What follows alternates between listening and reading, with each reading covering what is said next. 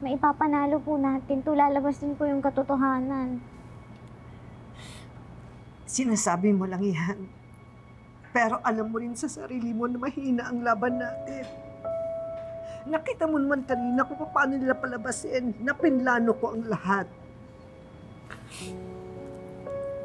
Lilet,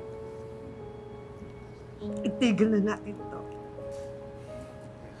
Ate, huwag ka na masyadong mag-alala. Ginagawa naman lahat ni Lilit para mapatunayang inosente ka eh. Wala pang paghahatol. Kung husgahan at tingnan ako ng mga tao, mas hawal pa ako sa isang kriminal. Mabubulok na lang yata ako sa kulungan. Aamin na lang ako. Bubuluin ko na lang yung sintensya.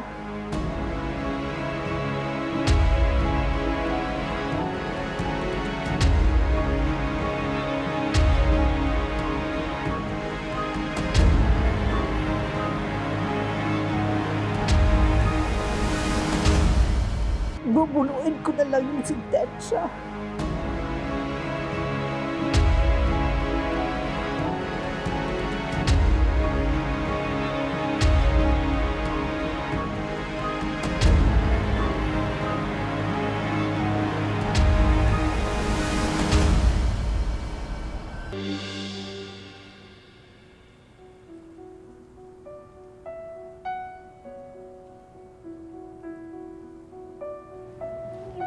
Hindi totoo yan. Lalabas din po yung katotohanan. Anong laban ng katotohanan natin? Kung parang tayo na lang yata ang naniniwala.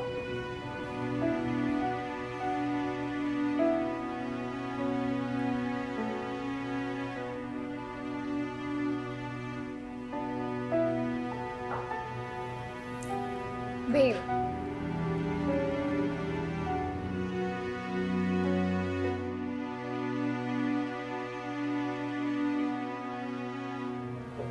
Babe. Babe, let's go. Oh, halika na. Eh, umuwi na tayo. Wala na yung aasahan dito. Umuwi na tayo. Eh, Mom. Tayo na. Halika na.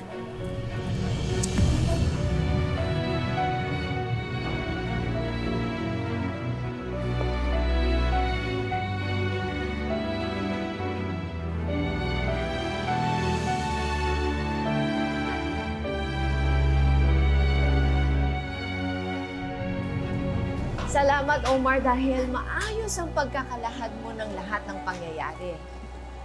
Attorney, maraming salamat po ulit. Sa tingin niyo po ba mananalo na tayo? Well, all I can say is we have a very strong set of evidence na kahit na iharap pa nila si Cecilia, mahirap matabunan ang sinabi ng ating star witness. Maraming salamat ulit. Dahil sa ginawa mo, makakamit na ni Edna ang hustisya para sa anak niya. Dahil sa katapangan at katapatan mo. Maraming salamat po ulit, Attorney. Mauna na po kami. Ay, sige po, Mrs. Montinola. Magkita na lang po tayo sa susunod. Mag-ingat po kayo. Maraming salamat. Maraming salamat po ulit. Thank you, Attorney. Sige po. Salamat po. Natawagan mo na ba yung driver natin? Aba, parating na po.